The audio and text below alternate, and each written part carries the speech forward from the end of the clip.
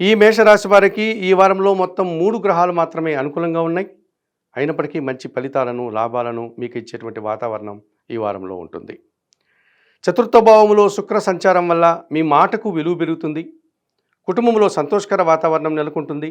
స్థిరాస్తులకు సంబంధించినటువంటి ఒక శుభవార్త కానీ, లాభాన్ని కానీ అందుకుంటారు. జన సంబంధాలు పెరుగుతాయి. జీవిత భాగస్వాములతో కానీ, వ్యాపార భాగస్వాములతో కానీ సత్సంబంధాలు ఏర్పడేటువంటి పరిస్థితి మీకు కనిపిస్తుంది. షష్టమములో కుజుడు సంచారం చేయడం వల్ల గట్టి పోటీని ఎదుర్కొంటారు. మంచి విజయాన్ని సాధిస్తారు. కొన్ని వివాదాలు పరిష్కరించుకుంటారు. భూవాహన లాభాలు అందుకుంటారు. మీ పోరాట పటిమకు, మీ శక్తికి తగినటువంటి గుర్తింపు లభిస్తుంది.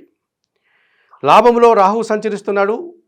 ఈ వారంలో కూడా రాహు సంచారం లాభంలో ఇలాగే ముందుకు సాగే పరిస్థితి కనిపిస్తుంది. అన్ని రంగాల్లో కూడా మీరు ముందంజ వేయడానికి అవకాశం కనిపిస్తుంది.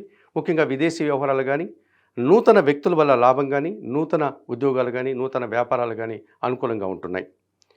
వ్యయంలో శని సంచారం వల్ల వృత్తి, ఉద్యోగ, వ్యాపారాల్లో పని భారం పెరిగేటువంటి సూచన కనిపిస్తుంది. పంచమంలో కేతువు సంచరించడం వల్ల ఒక్క విషయంలో కుటుంబపరంగా కానీ, మీ వ్యక్తిగతంగా కానీ చిన్న నిరాశ, అశాంతికి అవకాశం కనిపిస్తుంది. ఈ రాశి వారికి ఈ వారంలో గురు, శుక్ర, శనివారాలు అనుకూలంగా ఉన్నాయి. దానాలు ఇచ్చేటువంటి క్రమంలో ఈ మేషరాశి వారు నల్ల ద్రాక్ష కానీ, నేరేడు పళ్ళను కానీ వయోవృద్ధులకు శనివారం రోజు దానం చేయండి. స్తోత్రపారాయణ విషయంలో బిల్వాష్టకం కానీ, జగన్నాథాష్టకం కానీ నిత్యం చదువుకోండి.